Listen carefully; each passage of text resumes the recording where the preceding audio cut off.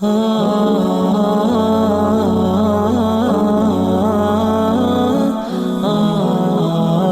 puji dan puja kehadirat Allah Subhanahu wa taala, juga salawat dan taslim kepada Nabi besar Muhammad sallallahu alaihi wa ala alihi wa sahbihi wasallam.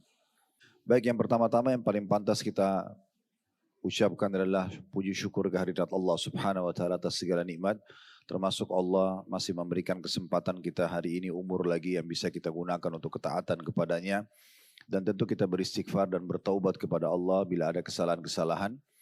Dan ini nikmat yang tidak terhingga karena terlalu banyak orang yang belum Allah berikan kesempatan. Mereka terus dengan kelalaian-kelalaiannya dan akhirnya akan memunculkan penyesalan pada hari kiamat nanti. Termasuk insya Allah kita kumpul di salah satu rumah Allah ini, tujuannya adalah bagaimana kita mempelajari agama Allah dan juga menambah iman kita dan ilmu kita, serta tentunya memudahkan nanti kita untuk memperbanyak amal saleh dan bertobat dari kesalahan-kesalahan kita. Dan selanjutnya kita panjatkan salam hormat kita kepada utusan Allah Nabi besar Muhammad sallallahu alaihi wa alihi wa sahbihi wasallam, sebagaimana Allah telah perintahkan kita mengucapkan salam hormat tersebut. Seperti biasa Bapak Ibu sekalian, bila Allah Subhanahu wa taala mudahkan, kita akan lanjutkan pada buku yang ditulis oleh Khalid bin Muhammad Al-Ansari, Keutamaan dan Buah Sabar, disertai faktor-faktor pendorong dan perusaknya dan contoh figur para penyabar. Kita masih ada di poin lembaran ke-6 di halaman 57. Tentu bahasanya lembar-lembaran sesudahnya, tapi kita masih berada di induk judul ini. Faktor-faktor yang merusak sabar. Sudah pernah kita jelaskan, salah satu yang merusak kesabaran seseorang, yang pertama adalah sikap gundah. Dia selalu berkeluh kesah. Apa saja yang menimpahnya, maka dia selalu menceritakan dan menjadikannya sebagai bahan permasalahan dalam hidupnya. Padahal sebenarnya yang sedang menguji dia adalah Allah Subhanahu wa taala. Allah yang mendatangkan ujian tersebut agar memberikan dia pahala ekstra dari kesabarannya dan juga memberikan dia pelajaran. Karena semua yang terjadi dalam kehidupan kita dalam bentuk ujian ini sekolah yang terbaik. Sekolah yang terbaik tanpa dibayar dan pengalaman hidup yang paling mahal. Di mana nanti kita akan tahu, oh ternyata ada orang seperti ini dan itu misalnya, atau ada kejadian seperti ini dan itu yang membuat kita tidak perlu terjerumus dengan kejadian yang sama yang kedua kalinya. Dan ini sudah panjang lebar kita jelaskan pada pertemuan yang sebelumnya. Kemudian juga yang kedua adalah emosional. Juga sudah kita jelaskan, emosi tidak akan mendatangkan manfaat sama sekali. Kecuali efek-efek negatif. Dia hanya akan mendatangkan seseorang akan buyar idenya, berubah raut wajahnya, kemudian juga sikapnya. Kami sudah berikan contoh kalau ada dua orang, yang satu benar misalnya si A dan si B dalam kondisi salah. Di pinggir jalan dan kita temukan si A sedang memarah-marahi si B. Kira-kira menurut kita siapa yang salah? Kalau kita tidak tahu tentang masalah mereka. Pandangan mata kita normal akan menyalahkan si A yang sedang memarah-marahi si B. Padahal sebenarnya dia dalam kondisi benar. Artinya memang marah ini memberikan penilaian negatif dari orang. Oleh karena itu kita tidak perlu emosional. Salah satu rahasia di mana Nabi Muhammad SAW meninggal di umur 63 tahun. Tidak ditemukan rambut putih beliau di kepala dan juga di jenggotnya, kecuali maksimal ada riwayat yang menyebutkan 17 helai. Sisanya semuanya masih hitam. Disebabkan kenapa? Salah satunya adalah beliau bisa mengontrol emosinya. Beliau bisa mengontrol emosi. Nabi SAW sangat tenang dalam memecahkan semua permasalahan-permasalahan. Karena kalau kita tenang, masalah sudah terjadi nih. Kita tenang, maka lebih mudah kita memunculkan ide-ide dan menemukan jalan keluar dibandingkan kita emosi yang tidak akan mendatangkan permasalahan, tidak akan mendatangkan solusi. Akan buyar semua ide-idenya. Orang yang ahli bela diri pun, kalau dia emosional, semua jurus yang pernah dipelajari akan hilang. Ya, akan buyar semuanya. Orang yang berpendidikan kelihatan sama sekali tidak punya pendidikan kalau dengan emosional. Makanya Nabi SAW mewasiatkan kepada seorang anak muda pada saat dia datang mengatakan, ya Rasulullah wasiatkan saya apa yang terbaik saya bisa dapatkan sebagai bekal hidup saya. Nabi mengatakan la taghdab, jangan kau emosional. Itu solusinya. Ya, bermula dari situ dulu. Orang ini tanya kedua kali, la taghdab, jangan kau emosional. Sampai 3 kali Nabi SAW nasihatin yang sama.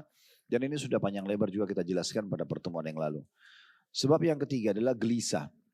Tidak bisa menerima keputusan Allah Subhanahu wa ta'ala.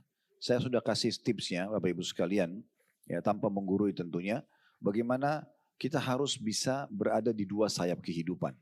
Bersyukur di saat nikmat ada, makanan ada, minuman ada, apalah semua. Allah berikan kesehatan, ada harta, ada pasangan hidup, ada anak-anak, ada pekerjaan. Kita syukuri. Tapi kita harus sadar, sisi lain ada pasangan daripada nikmat yaitu ujian. Itu pasti lewat dalam hidup kita. Nah di sini perangkatnya kalau kita sedang diberikan nikmat bersyukur, kalau sedang diberikan ujian kita bersabar. Nah salah satu ciri orang bersabar adalah tidak gelisah. Gak usah gelisah. Tenang saja dalam menghadapi permasalahan karena toh kita gelisah juga sedang terjadi. Tidak akan memberikan jalan keluar. Oleh karena itu lebih baik kita tenang. Dan ini sudah panjang lebar kita jelaskan tentang masalah kegelisahan itu bisa menjadi penyebab perusak daripada kesabaran sendiri.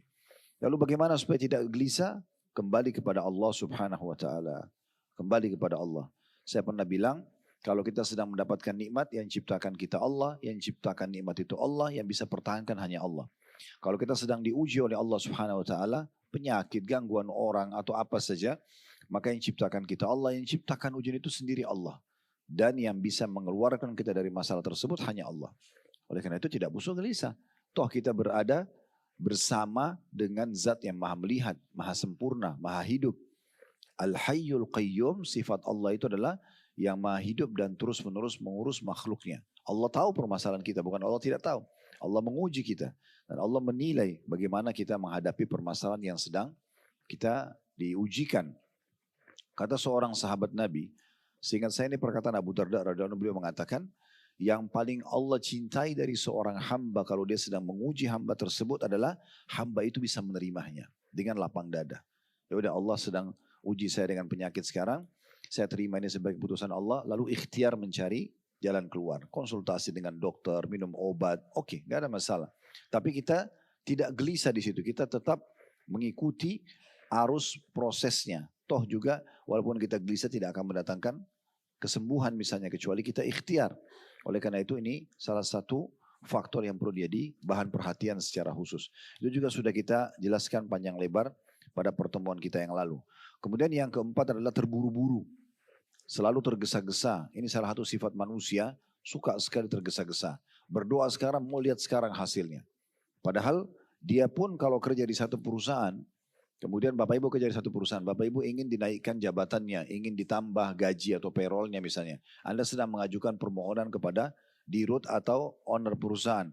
Saya yakin begitu Anda ajukan, Anda tidak akan mungkin menggebrak-gebrak pintu dirutnya. Mana kemarin proposal saya sudah, kenapa belum ada jawabannya? Saya yakin Anda tidak. Anda akan bersabar, Anda tidak akan buru-buru.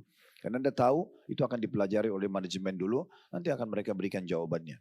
Mungkin kalau sudah terlalu lama, mungkin sudah 6 bulan, 1 tahun, Anda lalu menanyakan melalui HRD mungkin masuk akal. Baru sehari 2 hari, baru seminggu 2 minggu lalu kita ribut, mungkin kita bisa dipecat dari perusahaan tersebut. Itu di alam manusia. Maka dengan Allah Subhanahu wa taala kita lebih pantas menjaga adab tersebut. Allah itu maha melihat, maha mendengar, maha mengetahui. Jadi nggak usah khawatir. Allah tahu apa yang sedang kita ajukan, yang kita sedang proposalkan kepada Allah. Maka sabar, jangan buru-buru. Ya, kata Nabi SAW, yustajabu li ahadikum malam ya'jal. Akan diterima permintaan seseorang dari kalian selama dia tidak tergesa-gesa. Kata para sahabat, wa kaifal istijal. Bagaimana cirinya orang tergesa-gesa ya Rasulullah, terburu-buru? Kata Nabi SAW, yaqulu da'autu walam yustajabu li fatarakat du'a. Dia mengatakan saya sudah berdoa tapi saya tidak lihat hasilnya. Lalu dia pun meninggalkan doa setelah itu. Padahal sebenarnya mungkin tinggal sehari atau 2 hari dia berdoa. Nah ini salah satu faktor. Jadi ini 4 faktor sudah kita bahas. Kesempatan ini insya Allah kita akan membahas 3 faktor yang tersisa ya. Semoga Allah mudahkan. Tapi setiap faktor ini sebenarnya ada bahasan tersendiri. Tapi kita coba kalau memungkinkan menyelesaikan 3 faktor ini sehingga ke depannya kita akan masuk ke lembaran ke-7 masalah sebab-sebab yang dapat membantu untuk tetap teguh dalam bersabar. Faktor kelima penyebab sabar, perusak sabar adalah putus asa. Putus asa dari rahmat Allah Subhanahu wa taala. Maksud dalamnya adalah sangka buruk kepada Allah. Misalnya sakit, kayaknya saya tidak akan sembuh, ya. Atau dia berbuat dosa, kayaknya saya tidak akan diampuni, ya. Berbuat amal soleh, kayaknya tidak akan diterima, ya. Seperti itu pemikirannya. Dia langsung dari awal sudah putus asa, padahal sebenarnya belum maksimal dalam ikhtiar. Ini bagian hal yang tidak boleh sama sekali. Bahkan Imam Az-Zahabi rahimahullah masukkan putus asa dari rahmat Allah bagian daripada dosa besar.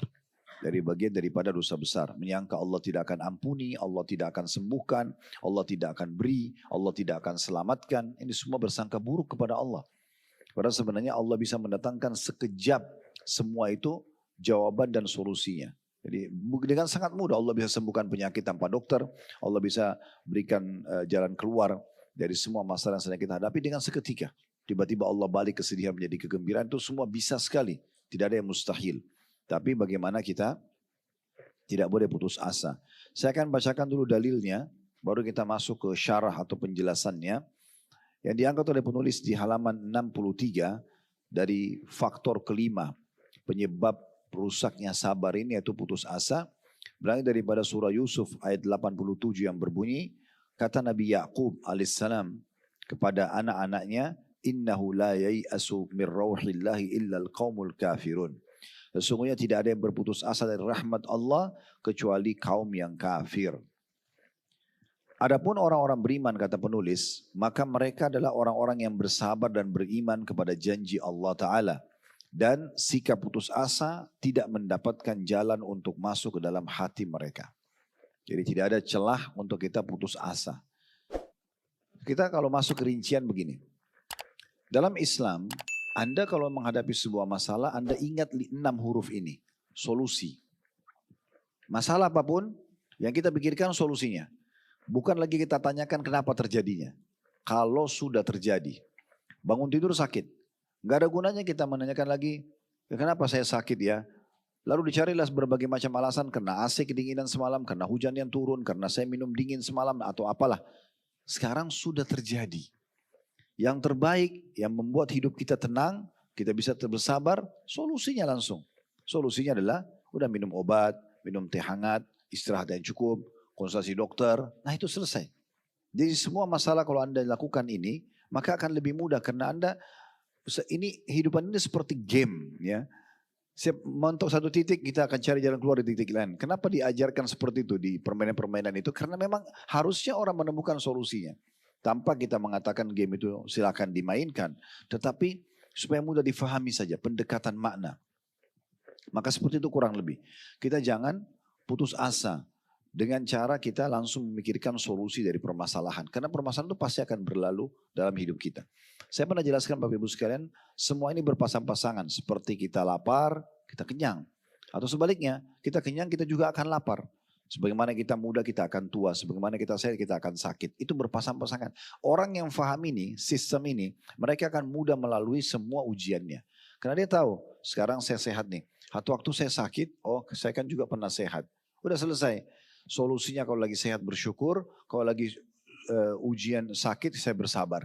Tapi saya sudah sebutkan dari awal kita bedah buku ini, definisi sabar adalah menerima takdir Allah dan ikhtiar mencari jalan keluar. Seperti itu. Jadi Allah lagi uji saya, sakit tadi, langsung aja solusinya. Seperti apa solusinya? Ada orang yang gosipin kita. Gak usah kita bahas kenapa orang ini melakukannya, kenapa. Habis waktu untuk itu. Solusinya apa? Solusinya ada 2. Kita terima itu sebagai keputusan Allah Subhanahu wa taala. Allah lagi uji saya melalui orang ini, ya. Kemudian yang kedua, ya, kita cari jalan keluarnya. Jadi kita menerima takdir Allah dulu lalu kita cari jalan keluar. Jalan keluarnya adalah sudah selama itu yang sedang digosipin tidak benar, Allah berfirman innallaha yudafi'u 'anil ladzina amanu. Allah akan membela orang-orang beriman. Akan ada cara Allah nanti membela kita. Kita tinggal menunjukkan kalau kita tidak seperti itu. Kalau yang disampaikan oleh mereka itu benar, kita tinggal introspeksi diri. Tidak perlu kita keluar-keluar di media untuk membela diri. Akhirnya tadinya kita benar jadi salah. Karena banyaknya ngomong gitu ya. Saya punya metode kalau ada apa-apa di media Tuhan, saya tidak perlu banyak meresponnya. Untuk apa kita meresponnya? Kalau itu adalah benar, kita tinggal introspeksi diri kita.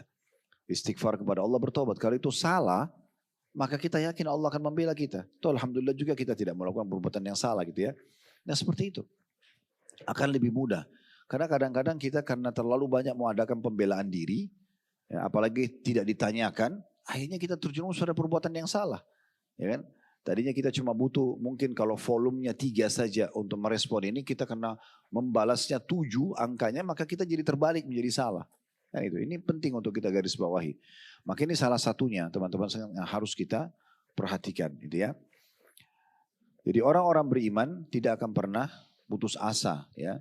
Apapun itu sifatnya. Langsung solusi. Masalah-masalah besar. Contoh, Ustadz, saya investasi di seseorang lalu saya ditipu. Oke, solusinya. Ya. Kalau kita mau bahas, kenapa ya dulu saya kenal orang ini, untuk apa saya taruh uang sama dia, sudah terjadi. Apa manfaatnya? Manfaatnya solusinya.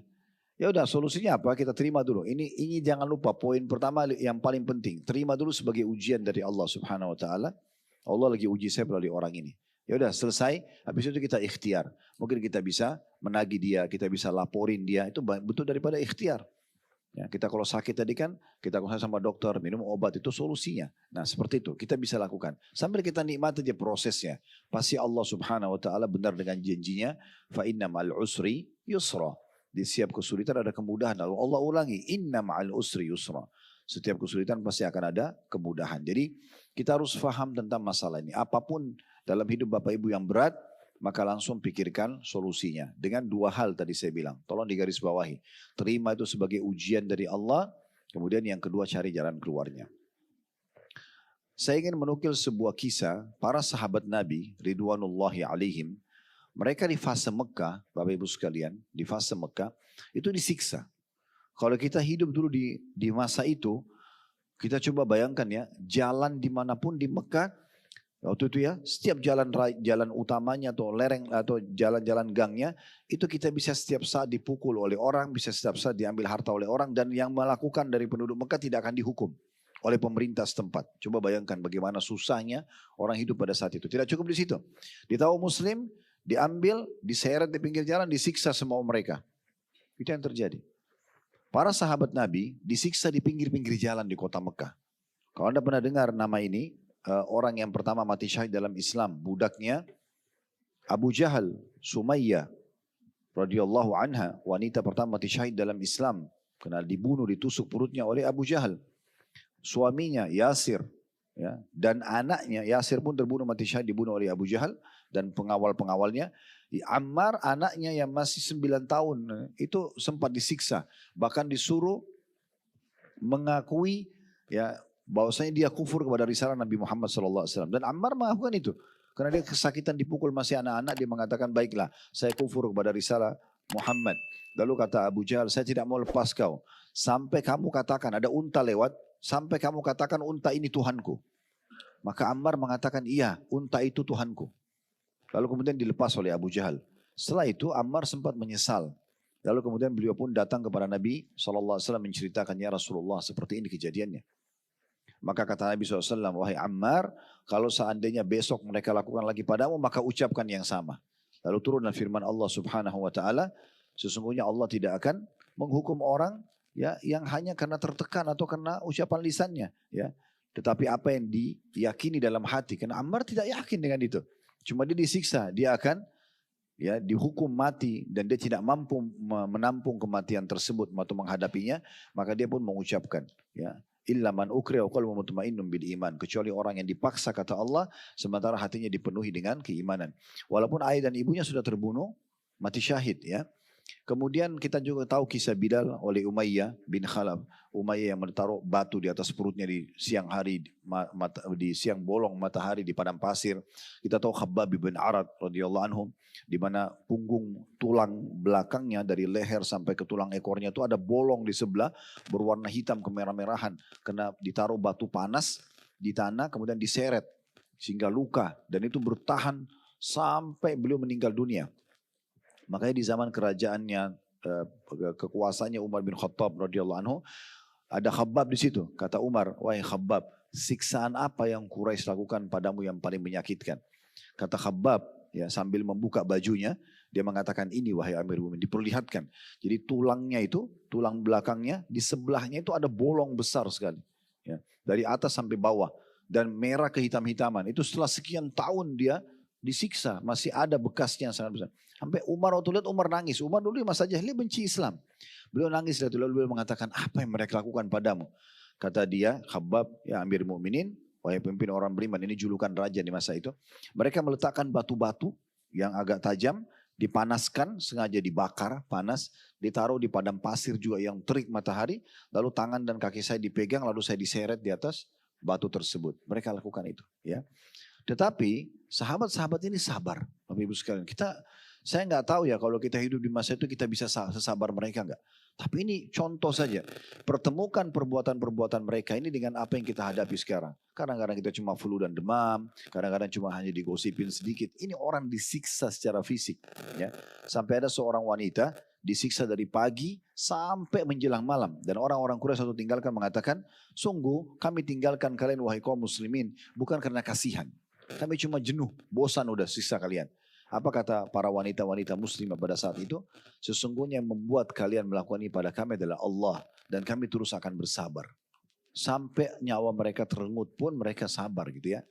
Ini kisah-kisah ini sebenarnya bukan kita datangkan untuk mengatakan oh kalau gitu umat Islam biar aja disiksa gak apa-apa. Bukan. Kita sedang berbicara bagaimana kalau ujian itu sudah datang. Maka kita memikirkan jalan keluarnya gitu ya. Kita seperti itu kurang lebih gambarannya. Baik, di sini diangkat perkataan syair, ya. Dikatakan al-ya'su yaqta'u ahyanan bi sahibihi la tai'asanna fa innal farijallah. Dikatakan terjemahnya terkadang putus asa itu memotong pemiliknya sendiri. Jangan pernah putus asa karena yang memberikan jalan keluar itu adalah Allah. Baik, sampai sini penjelasan yang ditulis oleh penulis ya. Sekarang kita coba bahas dulu tentang masalah putus asa ini dari penjelasan tambahan. Seperti biasa yang ngikutin kajian kita dari awal tentu tahu metode yang kami gunakan. Setelah membaca isi buku, kita akan coba bahas lebih jauh dengan tambahan-tambahan informasi. Ya. Baik, tadi yang kita baca surah Yusuf ayat 87 itu kan masyhur sekali. Kisah tentang Nabi Yusuf alaihissalam waktu beliau dibuang di sumur oleh saudara-saudaranya, ya, kemudian diambil oleh kafilah yang lewat, lalu dijual di Mesir, lalu tinggallah di rumah orang Mesir, ya pada saat itu sebagai majikannya, dan terus menerus, ya, sampai akhirnya menjadi raja. Nah, Nabi Yakub alaihissalam sempat ya mengingatkan anak-anaknya, suruh cari Yusuf lagi. Di mana Yusuf? Waktu itu juga sempat mereka pergi ke Mesir, saudara-saudara Yusuf ini yang jahat tadinya, membawa adik mereka namanya Binyamin, itu untuk, karena permintaan Nabi Yusuf. Yusuf waktu itu sudah dewasa, mereka bertemu, karena waktu itu di Mesir tempat mengambil pangan ya. Maka saudara-saudara Yusuf datang, tapi mereka sudah tidak kenal Yusuf, karena Yusuf dulu tuh dilempar di sumur masih kecil, sekarang sudah besar. Maka mereka pun datang dan mereka bilang kepada Yusuf, tolong berikan kepada kami pangan, kami butuh ini. Mesir itu sumbernya, gandum. Maka Nabi Yusuf suruh beri, tapi Nabi Yusuf mengatakan, saya akan kasih kepada kalian kalau kalian membawa adik kalian yang bernama Binyamin. Tapi setelah Yusuf tentu menggunakan metode, menanyakan kepada mereka siapa orang tuanya. Tapi Nabi Yusuf sudah tahu siapa saudaranya. Nah, karena mereka cerita tentang ada adik yang bernama Binyamin, makanya Nabi Yusuf tahu itu sebenarnya, itu adik kandungnya Nabi Yusuf. Nabi Yusuf mengatakan, saya tidak akan berikan kepada kalian sampai kalian ya membawa adik kalian namanya Binyamin. Ringkas cerita mereka pun membawa Binyamin setelah diizinkan oleh Nabi Yakub, dan Nabi Yakub mengatakan jangan putus asa wahai anak-anakku, carilah Yusuf dan Binyamin, sesungguhnya tidak ada yang putus asa dari rahmat Allah kecuali orang-orang yang kafir. Nah, seperti itu gambarannya. Di sini Nabi Yusuf alaihissalam sudah kehilangan dua anaknya, tapi beliau tetap menunjukkan tidak putus asa. Bahkan beliau memotivasi anak-anak yang tadinya berbuat salah itu, tetap cari adik-adik kalian, jangan putus asa karena yang putus asa dari rahmat Allah. Seakan-akan oh kayaknya sudah nggak mungkin Allah kasih ke saya, tidak mungkin Allah begini dan begitu, itu kecuali orang-orang yang kafir. Allah Subhanahu wa taala berfirman juga agar kita jangan putus asa, Bapak Ibu sekalian, termasuk para pelaku dosa. Kalau Anda sudah terlalu banyak melakukan dosa, anggap dari mulai kecil, dari mulai balik sampai sekarang umur 30, 40, Anda terlalu berbuat dosa. Jangan pernah Anda mengatakan, oh Allah tidak akan ampuni dosa saya terlalu banyak. Enggak boleh, itu namanya putus asa dari rahmat Allah Subhanahu wa taala. Allah berfirman, dan ayat ini Bapak Ibu sekalian, ayat yang paling mulia berhubungan dengan masalah bagaimana Allah mengampuni dosa kita sebanyak apapun. Surah Az-Zumar ayat 53. Surah Az-Zumar ayat 53. Allah Subhanahu wa taala berfirman, "Qul ya ibadiyalladzina asrafu ala anfusihim la taqnatu min rahmatillah. Innallaha yaghfiru dzunuba jami'a." Al-ayah. Katakan hai Muhammad kepada hamba-hambaku, agar yang sudah melampaui batas, terlalu banyak dosa dan pelanggarannya, terlalu sedikit ibadah yang dia kerjakan. Jangan pernah putus asa dari rahmat Allah, sungguhnya Allah memaafkan semua dosa-dosa. Sungguhnya Allah memaafkan semua dosa-dosa. Kita tidak asing dengan hadis yang Nabi SAW sampaikan, ada seseorang yang pernah membunuh 99 jiwa. Kemudian dia pun mendatangi seorang abid, ahli ibadah. Dan ahli ibadah ini tidak punya ilmu agama. Dia cuma hobi, suka ibadah tapi nggak ada landasannya. Maka ditanya sama orang ini, saya sudah membunuh 99 jiwa. Ada nggak solusinya? Saya masih bisa diampuni sama Allah nggak? Maka orang abid itu tadi mengatakan, yang suka ibadah tapi nggak punya ilmu ini, dia bilang, nah dari mana Allah mau ampuni kamu? 99 orang kamu sudah bunuh. Maka karena orang yang tadi yang sudah membunuh 99 putus asa dia bunuh orang itu. Dilengkapkan 100. Ya. Ya kata Nabi SAW, dia pun melengkapkan korbannya jadi 100, termasuk orang yang memfatwakan salah tadi. Lalu kemudian dia terus mencari sampai ketemu dengan seorang alim. Orang yang memang punya ilmu. Lalu dia mengatakan, saya sudah membunuh 100 jiwa. Apakah Allah masih terima pengampunan dosa saya? Kata dia, tentu saja. Rahmat Allah luas. Kamu tinggal bertobat kepada Allah, Allah akan maafkan. Lalu kemudian orang alim ini mengisyaratkan agar orang yang tadi yang baru bertobat ini meninggalkan negerinya dan datang ke negeri yang bagus, yang di sana banyak komunitas orang-orang baik, ya, supaya dia hijrah, tinggalkan komunitasnya itu. Maka dia pun jalan, di tengah jalan meninggal orang ini. Belum sempat tiba di lokasi yang dia mau ibadah, tapi dia sudah taubat, dia meninggal. Lalu Allah Subhanahu Wa Taala mendatangkan malaikat dua, satu malaikat penyiksa, satu malaikat kasih sayang. Karena orang kalau meninggal didatangi dua malaikat ini. Kalau orang beriman didatangi malaikat kasih sayang membawa kain kafan dari surga. Kalau dia orang yang kafir maka akan datang malaikat penyiksa bawa kain kafan dari neraka. Begitu dijelaskan dalam hadits Bukhari. Yang jelas pada saat itu dua malaikat ini datang dan masing-masing mau mencabut ruhnya. Yang malaikat rahmah menganggap orang ini sudah taubat, maka dia yang paling pantas mengambil ruhnya. Yang penyiksa mengatakan tidak, orang ini belum sempat ibadah. Ya, walaupun dia niat taubat. Dan dia baru mau menuju ke tempat yang dia perbaikin ibadahnya. Maka dia mau mengambilnya. Kata Nabi SAW, maka Allah pun mengutus orang ketiga, malaikat ketiga yang menengahi keduanya. Kemudian mengatakan ukurlah jaraknya.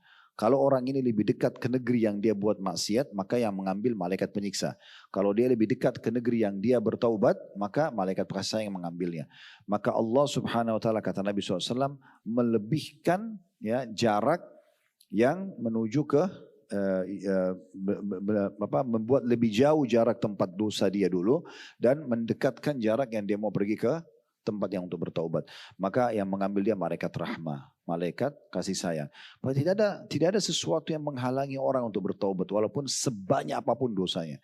Yang penting dia mau taubat. Taubat artinya kembali kepada Allah dan tidak mengulangi apa yang dia sudah lakukan. Jadi nggak boleh kita putus asa. Ya, saya baru 1 tahun ini sholat Ustaz. Sebelumnya saya tidak sholat. Nggak masalah. Jangan putus asa dari rahmat Allah. Tapi Anda juga jangan tamak menganggap kalau Anda mulai sholat sekarang berarti ibadah Anda, sholat Anda sama nanti pahalanya dengan orang yang sudah 50 tahun sholat. Itu nggak adil. Kan itu. Tetapi Anda tetap mendapatkan rahmat Allah. Gitu kan? Tidak bisa kita samakan orang yang dari mulai balik sudah sholat karena orang tuanya komitmen menjaga dia dalam ibadah sampai akhirnya dia umur 40 tahun misalnya. Dan orang yang baru 1 tahun yang lalu sholat sementara dia 39 atau dari mulai balik sampai umur 39 dia tidak sholat. Ya, tetapi tetap dia tidak jauh dari rahmat Allah. Tetap dia kalau sholat baru sholat setahun tidak masalah. Ya, Allah Subhanahu Wa Taala maha luas rahmatnya gitu ya. Apalagi kalau dia menutup hidupnya dengan hal-hal yang baik. Seperti misalnya dia terbunuh mati syahid gitu ya. Nah, itu kan berarti diampuni dosa-dosanya, itu sangat luar biasa gitu ya. Ya seperti itulah. Jadi surah Az-Zumar, surah nomor 39 ayat 53 ini adalah ayat yang paling luar biasa berhubungan dengan masalah tidak boleh putus asa dari rahmat Allah Subhanahu Wa Taala. Saran kami, ini saran saja, kami punya satu judul ceramah dulu tablik akbar di kota Makassar. Judulnya itu, ya, inilah aku sekarang. Itu judul tablik akbar, sengaja saya buat itu. Ini khusus untuk teman-teman yang dulunya hidupnya jauh dari agama, sekarang sudah kembali ke agama. Walaupun orang bilang, kamu so alim, dulu kan kamu begini. Iya, ini aku sekarang. Tidak apa-apa, jawab iya. Dulu saya belum paham, gak ada yang aib di situ. Justru bagus kita masih sempat taubat, itu bagus. Justru sangat bagus. Jangan pernah merasa malu dengan lingkungan, lalu kita menjadi orang lebih baik. Gak ada masalah. Mau orang ngomongin itu terserah urusan dia. Yang penting saya sekarang memperbaiki diri saya, sisa umur ini harus saya isi dengan hal yang bermanfaat. Makanya telah datang kepada Hasan Basri rahimahullah, satu orang yang kebetulan Hasan Basri tanya, umur kamu berapa? Dia bilang umur saya 60 tahun. Lalu Hasan Basri mengatakan, berarti kamu sudah 60 tahun jalan menuju kepada Tuhanmu. Dan sebentar lagi kamu akan sampai. Jadi kamu akan meninggal. Lalu kata orang tersebut, inna lillahi wa inna ilaihi raji'un. Kami milik Allah, kami akan kembali kepada Allah. Kata Hasan Basri, kamu tahu makna kata-katamu itu? Dia bilang iya, tapi tolong tambahkan informasi buat saya. Lalu kata Hasan Basri, maksudnya artinya tahu kalau kami milik Allah, kami akan kembali kepada Allah. Tapi dia ingin tangkap mutiara ilmu apa nih yang mau disampaikan oleh Hasan Basri. Maka Hasan Basri mengatakan rahimahullah, maknanya adalah kalau kau tahu kau dari Allah, ya, diciptakan oleh Allah dan akan kembali kepada Allah, berarti kau harus tahu kamu akan dihisab oleh Allah. Semuanya akan ditanyakan oleh Allah Subhanahu wa taala. Maka orang ini mengatakan, kalau gitu mal amal, apa solusinya? Saya sudah terlanjur 60 tahun ini banyak dosa-dosa yang saya lakukan, kekurangan dalam ibadah, apa solusinya? Hasan Basri memberikan jawaban yang sangat menarik. Dia mengatakan, solusinya adalah engkau memperbaiki sisa umurmu ke depan. Udah, sekarang berhenti dari pelanggaran, berbanyak ibadahmu sekarang. Maka Allah akan maafkan masa lalumu. Dan Allah terima amal yang kau kerjakan sekarang. Tapi kalau kau masih buka pelanggaran-pelanggaran lagi, maka Allah akan menghukum kau yang kamu lakukan sekarang dan yang lalu-lalunya. Artinya apa? Kita mulai sekarang melihat ke depan. Ya, tidak ada putus asa terhadap rahmat Allah atau dari rahmat Allah Subhanahu wa taala. Ibnu Abbas radhiyallahu anhuma, sahabat Nabi yang mulia pernah berkata, "Anna rajulan qala ya Rasulullah mal kabair." Ada seseorang laki-laki datang dan bertanya kepada baginda Nabi SAW dan mengatakan, ya Rasulullah, apa itu dosa-dosa besar? Maksudnya yang Allah benci, yang Allah tidak suka. Maka Nabi SAW mengatakan, qal asyirku billah, ya, menyekutukan Allah. Banyak menyekutukan Allah itu seperti yang paling sering di Indonesia itu ada datang ke dukun, ya, minta bantuan. Sekarang mereka ganti nama dengan orang pintar. Padahal ini orang-orang bodoh ini ya. Minta tolong sama jin, minta tolong sama ya syaitan-syaitan, ini semua syirik kepada Allah Subhanahu wa taala. Orang mukmin ada masalah, wudu di sejadahnya, mohon kepada Tuhannya Allah Subhanahu wa taala secara langsung tanpa ada butuh perantara sebenarnya gitu kan. Maka syirik ini adalah perbuatan yang sangat besar, yang paling Allah benci, tidak boleh.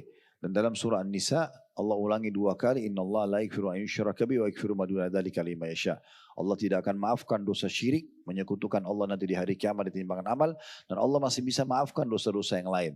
Maka hati-hati ya, pakai jimat tidak boleh teman-teman sekalian, apapun alasannya, susuk untuk kecantikan, pelaris barang-barang dagangan, semua ini tidak ada dalam Islam. Ya, hati-hati.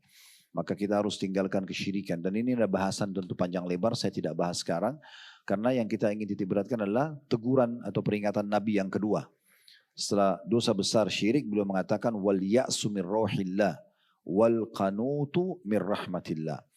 Dan yang kedua setelah syirik adalah seseorang ya berputus asa dari pertolongan Allah, seakan-akan Allah tidak akan tolong dia, dan berputus asa dari rahmat Allah. Allah nggak akan kasih rezeki, Allah tidak akan kasih kesembuhan dan seterusnya. Ini termasuk dosa besar.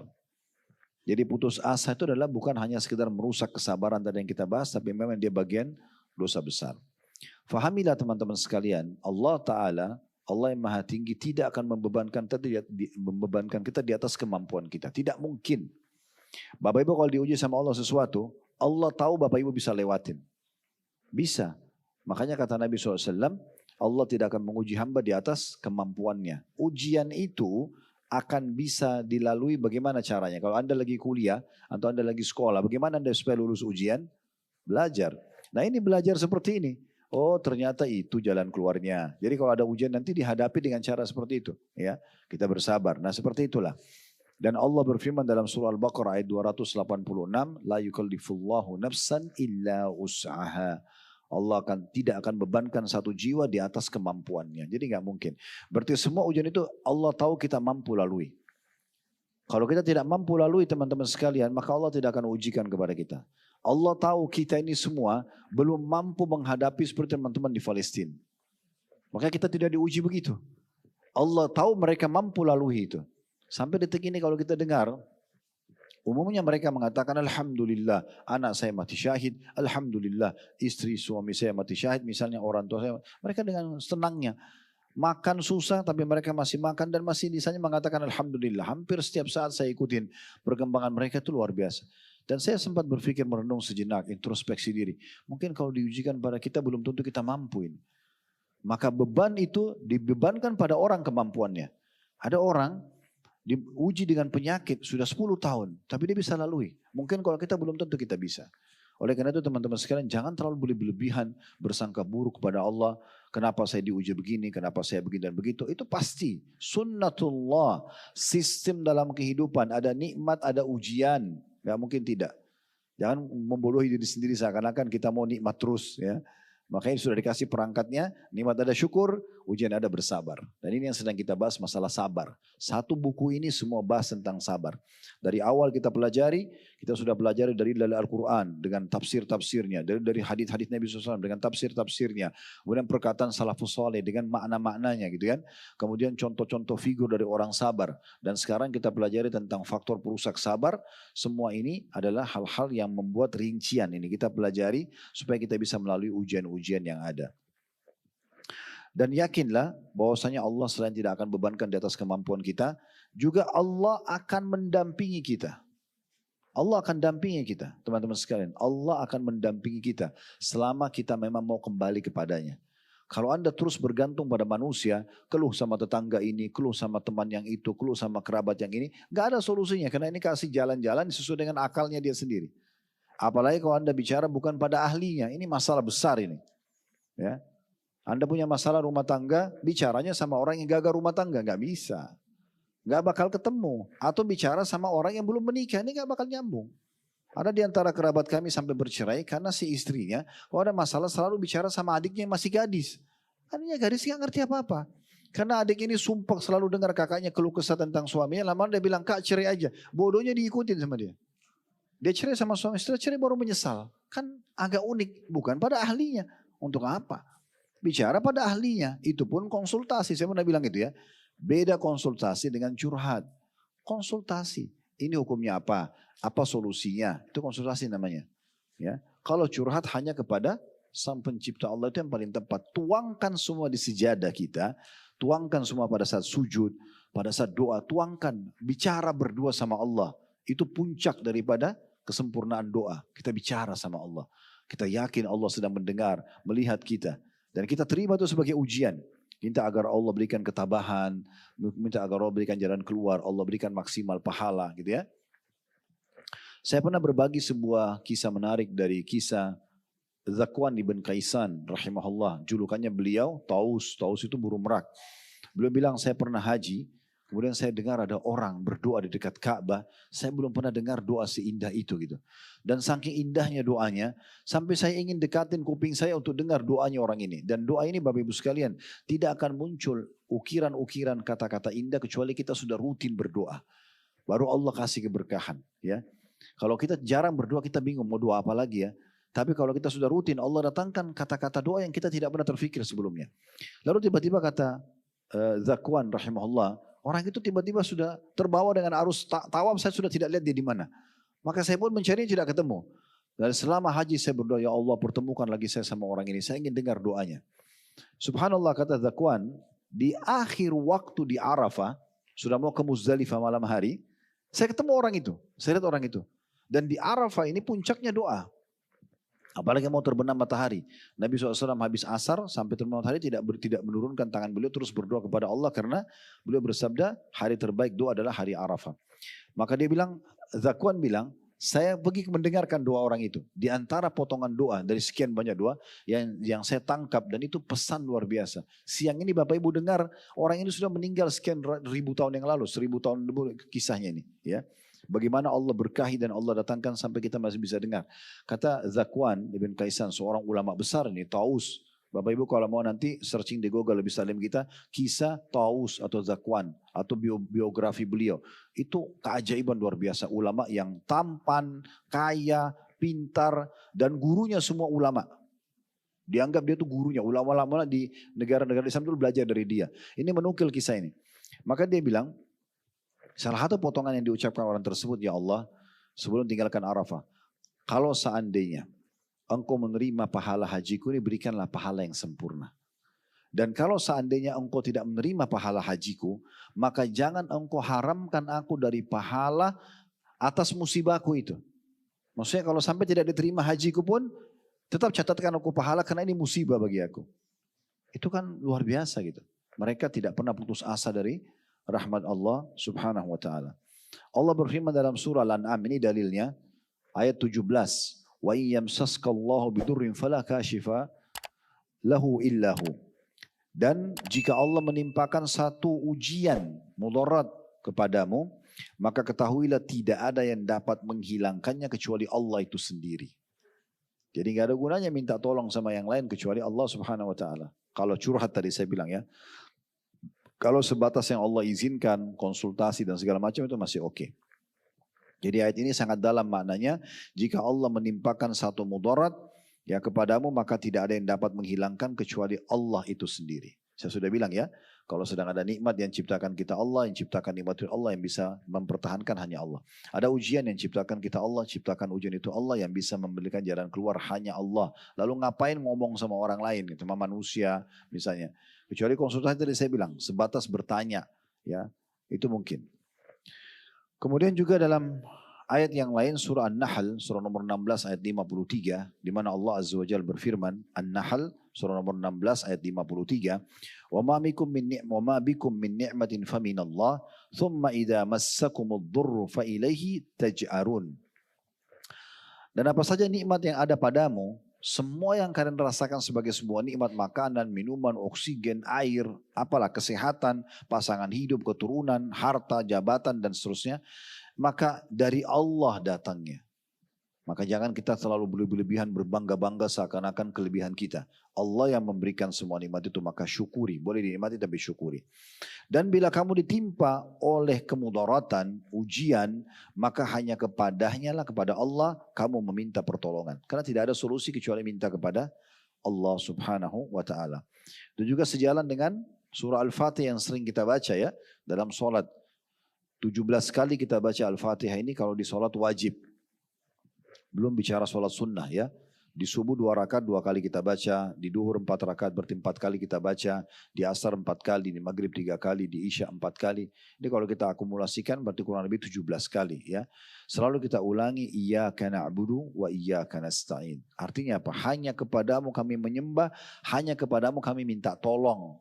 Nah fahami makna ini. Kita selalu ulang-ulangi Al-Fatihah ayat 5 ini supaya kita memahami. Memang hanya kepada Allah kita minta pertolongan.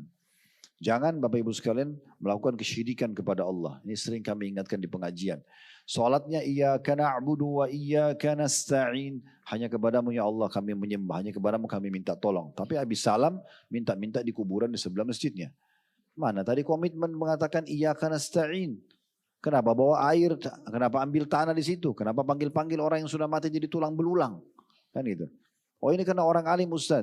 Saya pernah ingatkan. Aisyah radhiyallahu anha, ummul mu'minin, wanita suci dan mulia, istri Nabi SAW. Itu masih hidup 30 tahun setelah Nabi Muhammad SAW meninggal. Ini ranjang beliau, ini kuburannya Nabi. Jaraknya cuma 2-3 meter saja. Dan beliau terus saja tidak memasang pemisah antara ranjangnya dengan kuburan Nabi. Sampai meninggal ayahnya Abu Bakar. Sampai Umar meninggal. Waktu Umar meninggal dikubur dekat Abu Bakar baru beliau pasang hijab. Walaupun Umar sudah meninggal, beliau anggap itu adalah ya bukan mahramnya. 30 tahun lebih. Tidak ada satupun riwayat Nabi Aisyah pernah membuka pintu ini kuburan Nabi, tanahnya berkah ambil. Lalu diganti tanah lain. Kita di Indonesia kuburannya datang hampir setiap hari tanah baru. Karena tanahnya diperjualbelikan. Ini luar biasa. Ya. Mungkin Anda pernah lihat di media itu. Dari mana ini? Hanya alasan ini orang alim. Kalau Nabi Muhammad SAW saja tidak dilakukan begitu, bagaimana dengan orang lain? Makanya Imam Nawawi rahimahullah mengatakan saya heran dengan orang yang meminta-minta pada kuburan yang dianggap orang alim. Padahal yang dalam kuburan itu sudah jadi tulang belulang. Dan manusia biasa seperti dia. Orang yang mati butuh kepada kita yang masih hidup. Ya, kita yang harusnya mendoakan mereka dan seterusnya. Jadi jangan melakukan perbuatan-perbuatan yang konyol ini. Ya, yang keliru. Kemudian juga firman Allah SWT yang sangat masyhur di mana Allah menjanjikan asal kita bertakwa. Lagi nikmat ada, kita bersyukur, itu takwa namanya. Kita patuh sama Allah, kita syukuri. Di antara bentuk syukur adalah kita berbagi dengan orang dari nikmat tersebut. Kalau ada ujian, kita bersabar. Ini bentuk ketakwaan. Dan Allah pastikan dalam surah At-Talaq, surah nomor 65 ayat 2 sampai ayat 3. Wa may yattaqillaha yaj'al lahu makhraja. Siapa yang bertakwa sama Allah, Allah akan berikan makhraja. Makhraj ini jalan keluar terbaik pada saat ada masalah. Makanya tangga darurat di hotel-hotel di Madinah sama Mekah, bahasa Inggrisnya exit misalnya, pasti ada bahasa Arabnya makhraj. Mim, kha, ra, jim. Nah ini seperti yang Allah sebutkan dalam Al-Quran. Itu maksudnya apa? Tangga darurat. Kalau ada lagi darurat, liftnya lagi mati, terjadi kebakaran, selamatkan diri dari situ. Itu Allah gunakan ya kosakata ini. Siapa yang patuh sama Allah, lagi ada nikmat dia bersyukur dan dia nikmatin. Dan maksud berbagi sama orang lain, kalau ada ujian dia bersabar, bisa terima sebagai keputusan Allah sambil ikhtiar cari jalan keluar, maka Allah akan berikan kepadanya makhraja. Ini janji yang benar. Kemudian ayat 3-nya wa yarzuqhu min haitsu la yahtasib. Dan Allah akan memberikan rezeki dari tempat yang tidak disangka-sangka. Tentu wa may yattaqillaha yaj'al makhraja ini di akhir ayat 2 ya. Karena ini bicara tentang perceraian sebenarnya. Surah At-Talaq itu surah nomor 65 ayat perceraian. Tapi di ayat 2-nya, di akhir ayat 2 Allah sebutkan tadi. Wa may yattaqillaha yaj'al lahu makhraja. Siapa yang bertakwa sama Allah, Allah akan berikan jalan keluar dalam hidupnya. Kemudian ayat 3-nya wa yarzuqhu min haitsu la yahtasib. Dan Allah akan berikan rezeki dari tempat tidak disangka-sangka. Ada seorang ulama namanya Ibnu Abil Izz Al-Hanafi rahimahullah berkata, faqad damina Allah lil muttaqina an yaj'al lahum makhraja mimma yadhiqu 'alan nas. Allah Ta'ala telah menjamin bagi orang-orang yang bertakwa bahwasanya ia akan memberikan jalan keluar dari perkara yang menyulitkan dalam hubungan terhadap manusia. Wa an yarzuquhum min haitsu la yahtasibun, dan Allah akan berikan mereka rezeki dari tempat yang mereka tidak sangka-sangka. Fa idza lam yahsul dzalika dalla ala anna fit taqwati khalal atau khalala. Kalau itu tidak didapatkan berarti ada masalah dengan ketakwaannya. Berarti ada masalah dengan kepatuhan orang ini sama Allah. Karena janji Allah pasti benar. Asal bertakwa. Tadi nikmat dinikmati bersyukur, ujian kita bersabar. Lalu cari jalan keluarnya. Kalau kita itu namanya bertakwa. Kalau itu kita lakukan pasti makhraja. Pasti jalan keluar. Yang tidak temukan jalan keluar berarti ada khalal kata beliau. Ada masalah di ketakwaannya. Falyastaghfirullah wal yatubu ilaih. Maka solusi terbaik adalah dia segera beristighfar kepada Allah Subhanahu wa taala dan segera taubat. Segera taubat. Ada sebuah hadis juga yang menarik yang kita bisa singgung di sini teman-teman sekalian adalah hadis Abu Ayyub Al-Ansari radhiyallahu anhu, beliau mengatakan ana rajulan ja'ilan Nabi sallallahu alaihi wasallam faqal. Ada seorang laki-laki datang kepada Nabi SAW seraya mengatakan idzni wa aujiz. Tolong berikan aku nasihat tapi ringkas ya Rasulullah. Ringkas, padat, mudah difahami. Wa fi riwayah alimni wa aujiz. Tolong ajarkan aku. Dalam riwayat lain, tolong ajarkan aku dan ringkaskan. Faqal alaihi salatu wassalam, maka Nabi SAW bersabda, idza kumta fi salatika fasalli salata muwadda'. Kalau kau sedang ingin mendirikan solat, sebentar kita solat asar, maka anggap itu solat perpisahanmu. Habis solat mati. Nah gitu. Supaya solatnya khusyuk. Ya. Ini Nabi SAW nasihati kepada orang ini. Dan beliau pun dalam riwayat lain kalau mau imam, biasanya beliau kadang-kadang, bukan setiap saat, tapi kadang-kadang mengatakan kepada makmumnya, selain sufufakum, luruskan dan rapatkan saf kalian, beliau mengatakan, sallu salatal muwadda', salatlah seperti salat perpisahan. Nasihat yang kedua, wala takallamu bikalamin ta'tadiru minhu gada. Dan jangan pernah kau ucapkan kata-kata yang nanti kau bisa minta maaf di hari akan datang. Artinya, sebelum kau ucapin kata-kata, pikir dulu baik-baik. Cerna dulu. Ini yang saya ucapin ini, masalah nggak buat saya nanti? Jangan asal ngomong aja. Ini Nabi SAW nasihat Nabi, nasihat Nabawiyah ini. Ya, sangat agung. Kalau mau ngomong, pikir dulu baik-baik. Jangan nanti omongan itu membuat kau minta maaf nanti. Karena minta maaf itu menjatuhkan nama kita nanti. Untuk apa kita masuk kepada poin? Kadang-kadang bahkan manusia banyak tahu kalau dia ucapin ini jadi masalah boleh. Tapi ucapin. Gosipin orang, fitnah orang, caci maki orang. Itu kan kembali kepada dia juga. Untuk apa gitu ya. Kemudian yang ketiga. Wa ajmi'il ya'sa mimma fi yadin nas. Dan kata Nabi SAW. Kamu harusnya berputus asa dari apa yang ada di tangan manusia.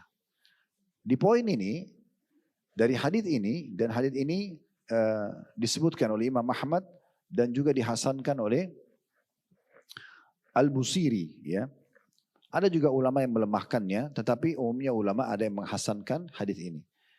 Dari sini kita bisa lihat bahwasanya ada hal yang dibolehkan di poin masalah putus asa, yaitu sebenarnya bukan dibolehkan putus asa, tapi lebih kepada kalau ada sesuatu yang sudah dimiliki oleh orang, usahakan kita tidak berangan-angan lagi mengharapkannya, gitu ya. Jadi bahasa supaya mudah difahami, putus asa dari apa yang di tangan orang lain. Ya. Misalnya orang itu sudah terlanjur jadi pasangan hidupnya orang lain, ya sudah. Orang itu, mobil itu sudah terlanjur jadi miliknya orang lain, rumah itu sudah jadi miliknya orang lain. Udah selesai, gak usah pikirin lagi itu.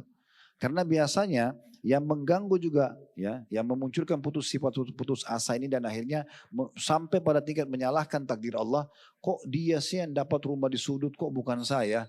Kok dia yang dapat mobil warna itu? Kok dia yang dapat tas itu? Dan dijadikan permasalahan. Tidak usah.